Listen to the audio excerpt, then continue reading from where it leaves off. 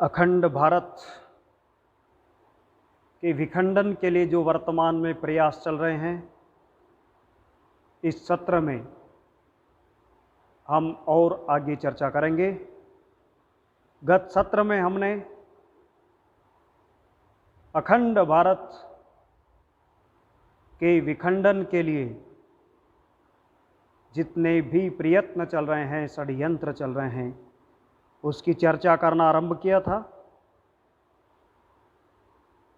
और जिस तरह से पूर्वोत्तर राज्यों में जिहादी चर्च संगठन एवं माओवादियों ने देश के फौलादी रक्षा कवच को तार तार करना शुरू कर दिया था, और 2007 में इंडिया टुडे की एक खबर में कहा गया था कि ये जाल 170 जिलों में फैल चुका था।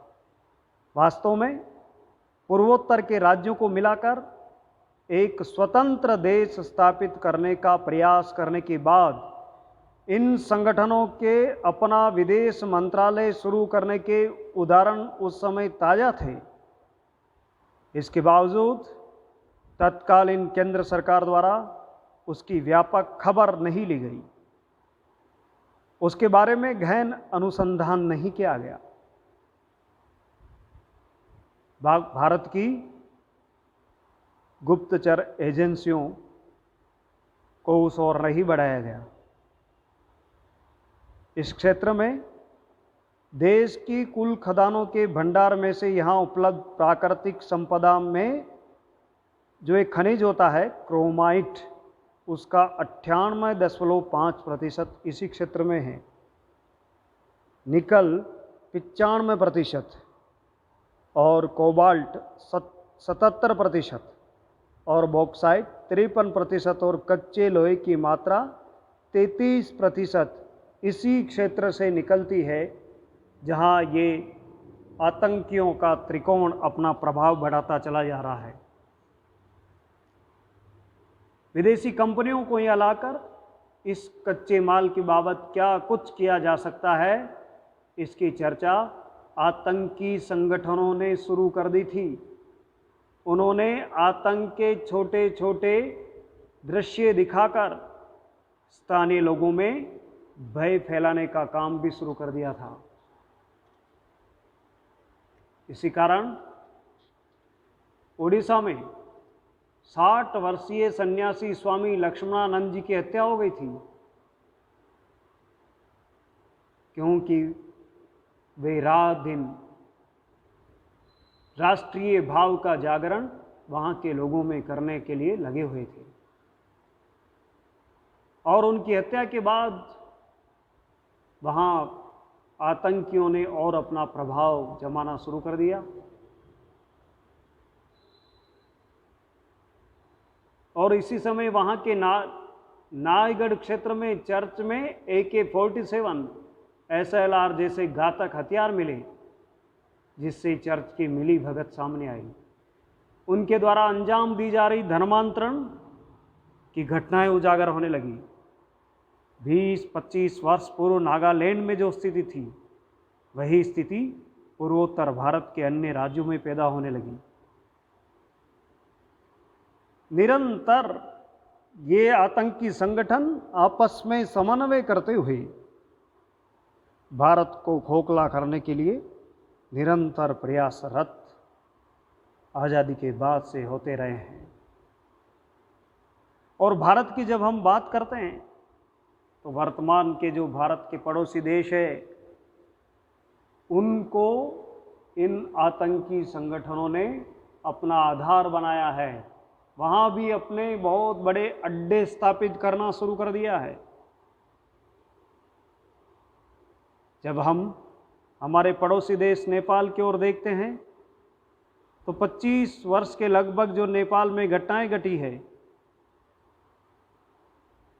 उनसे उस देश में असुरक्षा की भावना तो बनी ही, बल्कि चीन, अमेरिका और पाकिस्तान के पिट्ठू भी कदम कदम पर वहाँ दिखने लगे हैं, और वहाँ माओवादी सरकार स्थापित हुई है। और विश्व का एकमात्र घोषित हिंदू राष्ट्र था, वो इन आतंकवादियों के त्रिकोण का शिकार हुआ। और जो कट्टर माओवादी था पुष्प दहल कमल, उसका नाम प्रचंड भी है, पुष्प कमल दहल प्रचंड, वो वहाँ का प्रधानमंत्री बन गया। आज भी जो ओम प्रकाश कोहली वहाँ का प्रधानमंत्री है, वो कट्टर माओवादी और साम्यवादी व्यक्ति है। और नेपाल एक ऐसा देश है जहाँ स्थानीय स्तर पर ज़्यादा विकास नहीं हो सका, लेकिन दुनिया की महाशक्तियों को लगता है कि उस देश में उसकी पेठ होनी चाहिए। वहाँ आज भी चीन के लिए नाराज़गी है, क्योंकि लोगों ने तिब्बत की हालत देखी है, वहाँ के लोगों पर जो चीन ने अत्याचार किए वो देखें। लेकिन वहाँ एक तरफ जहाँ माओवादी आंदोलन फैलता दिखता है, तो दूसरी ओर नेशनल काउंसिल ऑफ चर्चेज की शाखा भी स्थापित हो गई है। वहाँ की माओवादी सरकार ने चर्च संगठन के लोगों को राष्ट्रीय स्तर पर महत्वपूर्ण स्थान एवं पद देना शुरू कर दिया। इससे भी महत्वपूर्ण यह है कि भारत की सिंधु, ब्रह्मपुत्र जैसी नदियां चीन से आती है, और जिनमें से कई नदियां नेपाल से होकर आती है। उनमें से किन के प्रवाह बंद करने हैं और कहाँ बाढ़ का प्रकोप लाना है, इन सब मुद्दों पर भी वहाँ चर्चा शुरू हो गई है। और आज जो पूर्वोत्तर में बहुत सारे आतंकवादी संगठन काम कर रहे हैं, उसमें तथाकथित ईसाई मिशनरी भी है, जो सेवा की आड़ में भारत को खोखला करने के लिए लगे हुए हैं, भारत को तोड़ने में लगे हैं।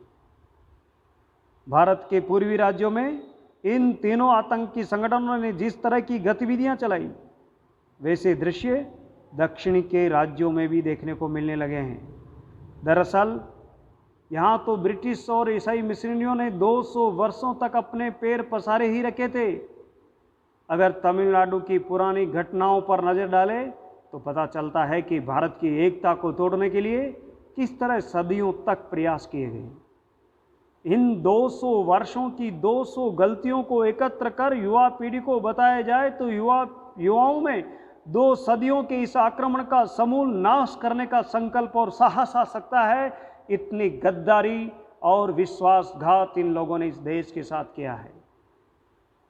ध्यान देने लायक बात यह है कि अपनी सत्ता होने के कारण इनमें से हर एक देश कुछ ऐसी बड़ी गलतियां कर बैठा जिन्हें गिना जाए तो यूरोपीय आक्रमणकारियों के पापों की विस्तृत सारणी तैयार हो सकती है। यहां इनमें से 1-2 मुद्दों का उल्लेख करना ही ठीक समझता हूं मैं। बहुत जरूरी है उन 1-2 मुद्दों की चर्चा करना। आज हमें समझना पड़ेगा कि भारत के साथ किस तरह की गद्दारी की गई और भारत का सामान्य जनमानस इनकी चालों को समझ नहीं पाया और यहाँ के राजनेता भी उनके लपेटे में आते चले गए। ये देश का दुर्भाग्य रहा। यूरोपीय आक्रांताओं का भारत के बारे में ये कहना कि यहाँ सर्वप्रथम सन 52 ईस्वी में ईसा मसीह का एक शिष्य सेंट थॉमस आया था। उसने पश्चिमी तट पर ईसाई धर्म का प्रचार प्रसार किया। आज भी कई स्थानों पर यह परंपरा बताई जाती है। सेंट थॉमस की कब्र भी केरल में दिखाई जाती है। यदि हम इस जानकारी के विवरण खंगालें तो समझ में आता है कि इस प्रसंग से जुड़े समस्त विवरणों को 8वीं सदी में लिखित रूप दिया गया है। अर्थात ये मामला इतना पुराना नहीं है। सारा मामला 18वीं सदी में लिखा गया और घटना 8वीं सदी में हुई, ऐसा कहा जाता है। सेंट थॉमस का वर्णन इस तरह किया गया कि वह बाइबिल की एक प्रति लेकर आया था, पर उसके हाथ में ऐसी पुस्तक दिखाई गई है जो 18वीं सदी में थी। इस अतिरेक में उत्साहपूर्वक ये भी दिखाया गया है कि सेंट थॉमस दक्षिण अमेरिका में भी गया था। इन सारे विवरणों का सार यही निकलता है कि ब्रिटिश हो, पुर्तगाली अथवा ईसाई मिशनरी हो, सबका उद्देश्य केवल भारत के संसाधनों की लूट करना ही था। उस लूट का हिसाब आज तक नहीं हो पाया है। अमेरिका का प्रत्येक विश्वविद्यालय भारत जैसे थर्ड वर्ल्ड कहे जाने वाले देश में छोटी मोटी सामाजिक असमानता के अध्ययन के लिए अध्ययन केंद्र चलाता है। अमेरिका में भारत की समस्याओं को किस तरह से प्रखर बनाया जाए, इसके स्टडी सेंटर चल रहे हैं, चीन में भी चल रहे हैं। इन विश्वविद्यालयों द्वारा भारत की छोटी बड़ी सामाजिक समस्याएं चुनी जाती है, लेकिन विडंबना यह है कि इस आड़ में इसके लिए चुने गए संबंधित स्थानों के छात्रों की मदद से आतंकी संगठनों का पोषण होता है। इन साम्राज्यवादी शक्तियों की पिछले 4-5 सदियों में लगभग 150 देशों पर प्रत्यक्ष एवं अप्रत्यक्ष सत्ता रही है, पर विडंबना यह है कि इसकी आड़ में वहाँ के प्राकृतिक संसाधनों की लूट पर, वहाँ की जनता पर हुए अत्याचारों पर तथा नरसंहार के आंकड़ों पर अभी तक कोई भी शोध कार्य नहीं हुआ। रोम में जहाँ मिशनरियों का मुख्यालय है, आज कला कौशल से सज्जित हजारों इमारतें हैं। कहा जाता है कि संपूर्ण दुनिया की कला वहाँ विद्यमान है। इन संबंधित कलाओं के बारे में जानकारों का ये भी कहना है, लेकिन ये सारी अट्टालिकाएं इसलिए खड़ी है क्योंकि मुख्य रूप से विश्व के 150 देशों से लूट का हिस्सा उन्हें मिला। वहां के मिस्त्रियों और निर्माण कार्य मजदूरों का रोजगार 500 वर्षों की 2/3 दुनिया की धन संपदा लूट पर टिका है। केवल रोम ही नहीं बल्कि संपूर्ण यूरोप की संपन्नता का मुख्य आधार 2/3 दुनिया में 4-5 सदियों तक जारी अत्याचार, नरसंहार और लूट है। आज भी उनकी यह रणनीति दिखाई दे रही है और ये सर्वज्ञात तथ्य है कि 18वीं और 19वीं सदी में किसी भी देश पर राज करने के लिए उस पर आक्रमण करना और लोगों को गुलाम बनाना ही मुख्य तरीके थे, परंतु 21वीं सदी में संबंधित देश के युवाओं को अपने विश्वविद्यालय में अध्ययन का अवसर देने के नाम पर बुलाना और 3-4 वर्षों तक उन्हें गहन प्रशिक्षण देकर उनके देश के किसी आतंकी गिरोह का हिस्सा बनाना, ये सामान्य बात हो गई है। ये देश बड़ी बड़ी शांति की बातें करते हैं, ऊपर से बड़े शांति दूत बनते हुए, मानवता के पुजारी बनते हुए दिखाई देते हैं, लेकिन असलियत हमें जानने को मिलेगी तो हमारा खून खौल उठेगा। आश्चर्य की बात तो यह है कि संबंधित देश में जिहादियों, माओवादियों के गिरोह को अमेरिका स्थित विश्वविद्यालयों में प्रशिक्षित किया जाता है। ओसामा बिन लादेन जैसे व्यक्ति को अमेरिका ने ही खड़ा किया था, इन लोगों ने ही खड़ा किया। ISIS जो आतंकवादी संगठन चल रहा है, उसके पीछे भी अमेरिका, ब्रिटेन और यूरोप के ये देश है, लेकिन बाद में यही लोग आतंकी संगठन खड़े करते हैं और उस देश को दूसरी तरफ अपने हथियार भी बेचते हैं। लेकिन मूर्खता से परिपूर्ण विश्व आज तक इनकी चालों में फंसता चला आ रहा है। अमेरिका, ब्रिटेन और यूरोप के कुछ देश आतंकी प्रशिक्षण की अनोखी स्वतंत्र संस्थाएं हैं उनके पास। ये देश स्वतंत्र रूप से ऐसी गतिविधियों का वित्त पोषण तो करते ही हैं, साथ साथ यूरोपीय देशों के अनेक संगठन, मुद्रा निधि, मानवाधिकार संगठन, बहुराष्ट्रीय कंपनियां, अनेक विश्वविद्यालयों में कुछ विषयों के प्रति समर्पित विभाग, संचार माध्यम की कंपनियां इस काम में लिप्त होती ही है। लेकिन इसके समानांतर ईसाई मिशनरी संगठन भी उतनी ही महत्वपूर्ण गतिविधियों में संलग्न दिखते हैं। हालांकि अफ्रीका के केन्या, बोत्सवाना, युगांडा, रवांडा जैसे गरीब देशों में उनके ऐसे रूप और गतिविधियां चाहे जितनी अनुचित हो, हमें वे अखरती नहीं है, क्योंकि वहाँ उन्होंने सेवा का स्वांग ओढ़ रखा है। वहाँ सेवा का आधार लेकर घुसे हुए लोग हैं। लेकिन पिछले 10 से 20 वर्षों में चीन जैसी महासत्ता को भी इन पश्चिमी संगठनों, मिशनरियों ने चुनौती दी थी। वहां पश्चिमी बहुराष्ट्रीय कंपनियां हर एक कारखाने के साथ एक भूमिगत चर्च बनवा रही है। लेकिन चीन को जब पता चला, चीन ने सभी चर्चों को धराशायी करवा दिया। वहां के प्रत्येक प्रांत में हर वर्ष 500 चर्च इमारतों को धराशायी करने की घटनाएं हो रही है। इस शोरगुल में हम कहां हैं? यह हमें ही तय करना होगा। यहां तो हम भारत माता की जय बनाम भारत की बर्बादी चाहने वालों के बीच और भारत तेरे टुकड़े होंगे के नारे लगाने वाले लोगों के बीच आंतरिक संघर्ष दिखाई देता है। हम आपस में लड़ रहे हैं, लेकिन चीन ने उनकी चाल को समझ करके खत्म करने की कोशिश की। लेकिन चीन उन्हीं के दूसरे भाई के रूप में निकल पड़ा।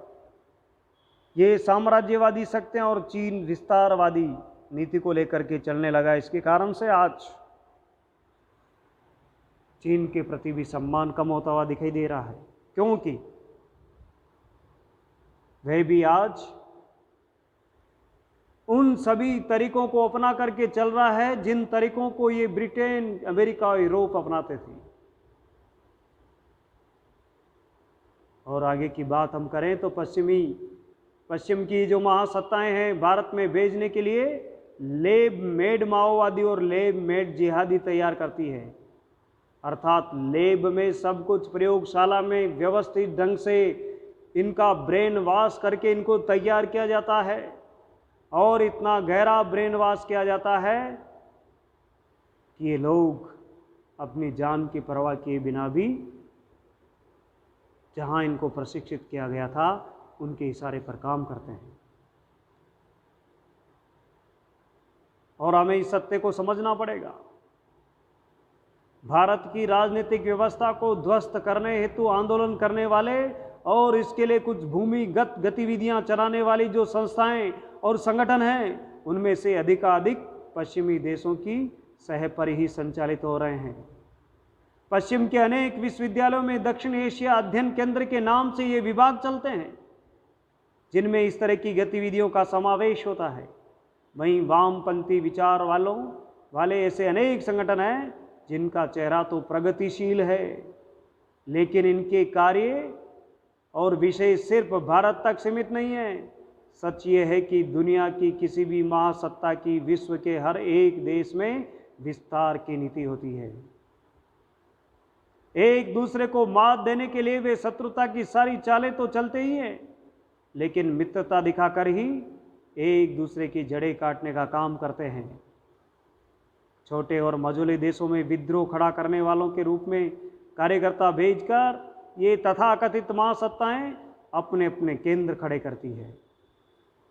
और भारत जैसे 135 करोड़ की जनसंख्या वाले देश में हर राज्य में कहीं विद्रोही संगठन नजर आ रहे हैं, काम कर रहे हैं आज। और भारत की गुप्तचर एजेंसियों के अनुसंधान की बात करें तो लगभग 800 के आसपास ऐसे छोटे बड़े संगठन भारत को तोड़ने में दिन रात लगे हुए हैं। पिछले 70-80 वर्षों में भारत को प्रत्यक्ष और परोक्ष रूप से ऐसे संगठनों और राजनीतिक दलों की जरूरत होती ही थी, इसलिए उनकी जड़ें यहाँ गहरी तक जम चुकी है, क्योंकि उन्होंने ऐसे राजनीतिक दलों का सहारा लिया। या तो वो बड़े बड़े राष्ट्रीय राजनीतिक दल उनकी चालों को समझ नहीं पाए, या फिर समझने के बावजूद भी अगर वो ये सब करते रहे तो इसका मतलब उनको अपनी कुर्सी की चिंता ज़्यादा थी, देश की नहीं। अब भले ही उनके काम के संदर्भ बदल गए हो, फिर भी ये नहीं माना जा सकता कि वे ज़्यादा देर तक चुप रहेंगे। इनके द्वारा शुरू किए गए कार्य आम हित में नहीं, बल्कि वहाँ की सत्ता एवं संप्रभुता को खत्म करने की दिशा में है। पश्चिमी और मुस्लिम देशों के संबंध पिछले 1300 वर्षों से तनाव से भरे हैं। पिछले 100 वर्षों में इन दुनिया के कई देशों में फैले वामपंथी आंदोलनों से भी पश्चिमी देशों के संबंध पहले दिन से ही शत्रुता भरे रहे हैं, क्योंकि पश्चिमी देश पूंजीवाद के समर्थक हैं। फिर भी सवाल उठता है कि इनका भारत के संदर्भ में एक साथ पनपने का कारण क्या है। यहाँ आकर ये सारे लोग एक साथ एक जैसे होकर के मिलजुल कर के काम कैसे कर रहे हैं। इसका मूल कारण है कि भारत की सभ्यता, यहाँ की जीवन शैली, मुख्य रूप से धार्मिक एकता, ये सारी बातें दुनिया के घटकों को शत्रु समान प्रतीत होती है। भारत का अस्तित्व ही इन सबको बुरी तरह कचोटता है। मुस्लिम और पश्चिमी देशों का यहाँ क्रमशः 800 और 200 वर्षों तक यहाँ लगभग शासन रहा, लूट खसोट होती रही। मार्क्सवादी और माओवादी देशों की वैसी पृष्ठभूमि न भी हो तो भी उन्हें ये लगने लगा है कि जो उनके लिए संभव है वह भारत के भी हित में हो सकता है। इसलिए एक दूसरे की नकल करते हुए एक दूसरे के कार्यक्षेत्र में गहरे तक पेट जमाने के उनके प्रयास निरंतर जारी है। पश्चिमी देशों में लेब मेड जिहादी और लेब मेड माओवादियों के संदर्भ में देखा जाए तो अलग अलग विश्वविद्यालय और गैर शिक्षण संस्थाएं भी इनमें शामिल दिखती है। अमेरिका के इंस्टीट्यूट ऑफ पॉलिसी स्टडीज ऐसी संस्था है जो केवल भारत में ही नहीं बल्कि अधिकांश एशियाई देशों में वामपंथी विचार वाले लोगों के बीच काम करती है। ऊपरी तौर पर यह संस्था विदेश नीति, मानवाधिकार, अंतर्राष्ट्रीय आर्थिक नीतियों और भारत के लिए अधिक महत्वपूर्ण विषय यानी दलित स्टडीज को प्राथमिकता देती है। इनके एजेंडे में विषय कितने भी हो फिर भी इनका मुख्य प्रयास तीसरी दुनिया के देशों में उनमें विद्रोह करने वाले संगठनों एवं व्यक्तियों को सह देकर, उनको सहायता देकर उन्हें मजबूत करना होता है। इंस्टीट्यूट ऑफ पॉलिसी स्टडीज नामक मुख्य संस्था की तीसरी दुनिया के प्रत्येक देश में स्वतंत्र शाखा है और वामपंथी विचारों वाली इस संस्था के साथ साथ क्लुग और टेपल्टन नामक चर्च संगठनों से संबंधित संस्थाएं भी इन कार्यों में बहुत सक्रिय होकर के काम कर रही है। बहुत कुछ विस्तार से किसी विषय की चर्चा की जा सकती है, लेकिन मैं इस विषय की चर्चा करना इसलिए उचित समझता हूँ क्योंकि अगर हम समझ नहीं पाए तो ये शक्तियाँ और शक्तिशाली होती चली जाएगी। और मैंने पहले ही कहा, जो ये पुस्तक लिखी गई थी ब्रेकिंग इंडिया, इसके दोनों शोधकर्ताओं का जो गहन अध्ययन है वो सभी तरह का उन्होंने अध्ययन किया है। भारतीय एजेंसियों की जांच रिपोर्टों की भी और बहुत सारी अनेक शोधों का इन्होंने विश्लेषण किया है। और इन लोगों का जो मुस्लिम जिहादी उनके बारे में भी अध्ययन जो किया है, 60-70 वर्षों से स्वतंत्रता प्राप्त करने वाले देशों को जिहादी आतंक कैसे प्रभावित करना, कैसे प्रभावित करें, इसका डिजाइन, इसकी रूपरेखा अमेरिका में ही तैयार होती है। हमें लगता होगा अमेरिका जैसा देश कितना अच्छा देश है जो दुनिया की भलाई सोच रहा है, लेकिन दुनिया में जो आज बहुत कुछ चल रहा है उसमें सबसे बड़ी भूमिका अमेरिका, ब्रिटेन, यूरोपीय देश और चीन जैसे देशों की है। अल कायदा हो या हाल में जो चल रहा है एक संगठन ISIS जो सीरिया और इराक में काम कर रहा था, जो एक इस्लामिक राज्य की स्थापना करना चाहता है, और मध्य एशिया के आतंकी संगठनों के नाम पर इन तथाकथित महासत्ताओं के पिट्ठू विकास के सोपान पार करने का प्रयास करने वाले देशों के आत्मविश्वास को निरंतर कमजोर करते रहते हैं। इसके लिए पश्चिमी की ये ताकतें नित्य प्रयोग करती रहती है। इसका पहला चरण यह है कि भारत में मुस्लिमों की जो स्थिति है उसके लिए भारतीय समाज, संस्थाओं और भारतीय सरकार को जिम्मेदार ठहराते हुए उनकी कठोर आलोचना करना और भारत में जो मुस्लिम गुट आतंकवाद फैलाते हैं उसके लिए भारत ही जिम्मेदार है, ऐसे प्रचार को बढ़ावा देना अमेरिकी विश्वविद्यालयों में दक्षिणी एशिया का अध्ययन करने से जुड़ी समस्याओं और सामाजिक दशा दिशा का अध्ययन करने का दावा करने वाले ये केंद्र कई विद्वानों को छात्रवृत्ति देकर के पुष्ट कर रहे हैं, उनको ताकत और संबलन दे रहे हैं। इतना ही नहीं, भारतीय समाज को विखंडित करने के लिए उनके काम की शैली भी तय करते हैं। इसका सबसे महत्वपूर्ण उदाहरण है अमेरिका स्थित इंडियन मुस्लिम काउंसिल। अमेरिका में होने वाले विश्वविद्यालयीन शोध कार्य में उसका क्या असर होता है, इस विषय में गहरे तक जाकर जब तक इसका गहरा अनुसंधान नहीं किया जाता तब तक उसके स्वरूप को नहीं समझा जा सकेगा और नहीं ऐसे गहरे षड्यंत्र पर विश्वास भी होगा। इसलिए आज इन देशों की पोल खोलना जरूरी हो गया है और इन देशों की इन नीतियों को समझना भी जरूरी हो गया है। इसलिए आज मैं इस विषय की गहराई में जाना चाहूँगा। दरअसल इंडियन मुस्लिम काउंसिल IMC भारतीय मुस्लिमों के हितों की रक्षा करने वाला एक स्टडी ग्रुप है, एक अध्ययन गुट है। उसके अमेरिकी नेताओं में जो एक व्यक्ति का नाम हमने सुना होगा, कलीम ख्वाजा। अमेरिका में 9/11 की घटना के बाद भी वह तालिबान का समर्थन करता रहा है, पर विश्वविद्यालयों अथवा अनुसंधान केंद्रों और सीमित मात्रा में मुलाकातों के लिए उन्हें छात्रवृत्ति देने वाली संस्थाओं को लेकर वहाँ के राजनीतिक वर्ग में भी कोई आपत्ति नहीं होती। IMC के लोग ऐसी स्थिति अख्तियार करते हैं मानो इस विषय को उन्होंने अमेरिकी कूटनीतिज्ञों को भी समझा दिया हो। अमेरिकी संसद सदस्य एवं राजनेता भी ये कहते दिखते हैं कि तुम्हारे कारण ही हमें भारत के मुस्लिमों के बदतर हालत का पता चलता है। मुस्लिम कार्यकर्ताओं और अमेरिकी विचारकों के इस कथन में कुछ ऐसी समानता भी निहित है जिसके अंतर्गत कहा जाता है कि भारत में यद्यपि आज भी कुछ ऐसी टोलियां देश पर अपना कब्जा बताती हो, लेकिन वहाँ का कब्जा असल में जो इसका हक रखते हैं उन्हीं को मिलना चाहिए।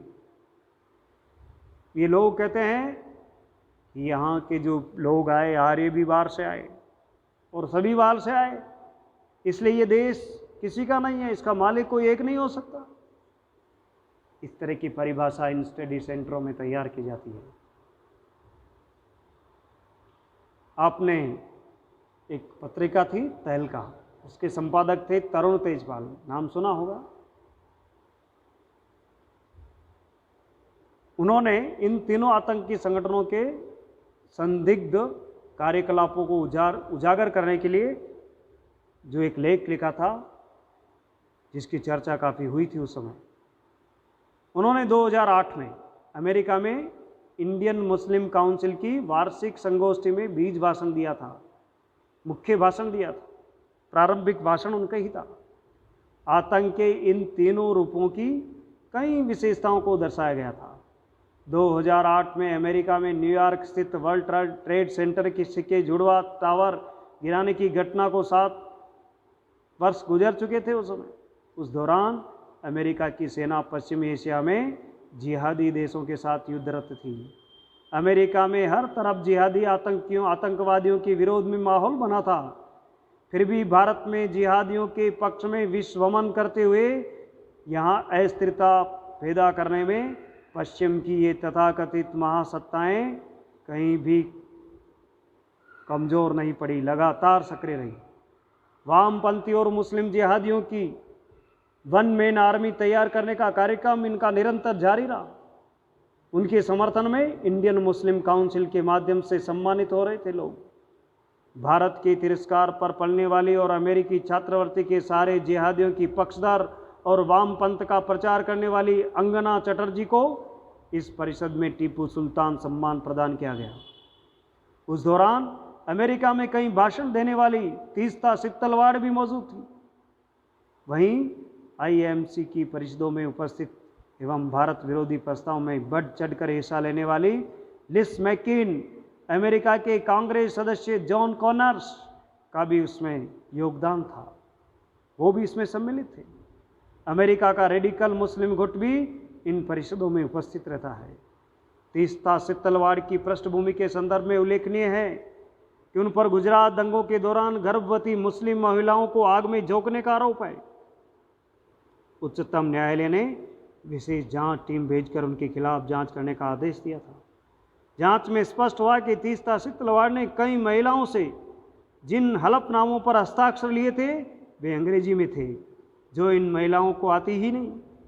आईएमसी ने सित्तलवाड़ के समर्थन में मुंबई के 26/11 हमलों के संदर्भ में ये कहकर कि पाकिस्तानी आतंकवादियों को समर्थन देने की भूमिका निभाई थी कि उस अभियोग के तहत भारत में जिन मुस्लिम आरोपियों की जांच चल रही थी उसमें अल्पसंख्यक युवाओं को बिना वजह तकलीफ दी जा रही है। लेकिन हकीकत, अमेरिकन संगठन और उनके सामंजस्य रखने वाली यूरोपीय संस्थाएं हमेशा भारत की कुछ संस्थाओं की मदद से कोई न कोई भारत विरोधी उपक्रम चलाते रहते हैं। भारत का विश्वविद्यालय अनुदान आयोग देश के सभी विश्वविद्यालयों को उनके शैक्षिक उपक्रमों के अनुसार अनुदान प्रदान करने वाली अत्यंत महत्वपूर्ण संस्था है। इसने अमेरिका की आईएमसी से मिलकर भारत के राजनीतिक एवं सामाजिक संदर्भ में हिंदू राष्ट्रवादी संगठनों का अध्ययन नामक उपक्रम चलाया था। उसमें मुस्लिम संगठनों के साथ साथ कई हेवेंजेकिकल अर्थात चर्च संगठन भी सहभागी थे। भारत के कई प्रोफेसरों और कुछ विश्वविद्यालयों के विभागों को भी उसमें सम्मिलित किया गया था। भारत में लंबे समय तक कांग्रेसी सत्ता रही और जिहादी, माओवादी और पश्चिमी परस्त संगठनों को समर्थन देने वाले राजनीतिक दलों के समर्थन पर ही कांग्रेस यहाँ पर राज कर सकी। इसलिए जिहादी और माओवादी और हेंजिलिस्टों की भारत विरोधी संयुक्त गतिविधियाँ यहाँ हाथ पांव फैला सकी। परंतु अब भारत के संदर्भ बदल चुके हैं, इसलिए शायद ऐसा लगे कि इनकी गतिविधियां कम हो गई है। लेकिन चूंकि ये सारे संगठन इन तथाकथित महासत्ताओं के इशारों पर चलते हैं, अतः इनका भारत विरोधी विरोध जारी रहने की संभावना है। हमें सावधान रहना होगा निरंतर। हम कहीं गलतफहमी के शिकार नहीं हो जाएं, जो आज हिंदुस्तान के लोग हो रहे हैं। सभी धर्म, मत, पंथ, संप्रदाय, जातियों के लोगों को एक दूसरे से लड़ाने की गहरी साजिशें रची जा रही है।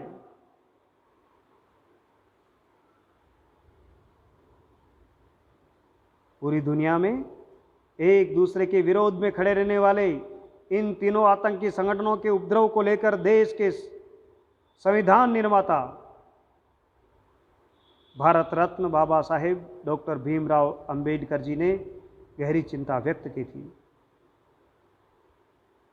और इस संदर्भ में अगर उन्होंने जो आलेख लिखे थे उनको अगर पढ़ा जाए तो पता चलता है कि वे देश के भविष्य की चिंता करने और उसके बचाव के मार्ग सुझाने वाले प्रखर दूरदृष्टा थे।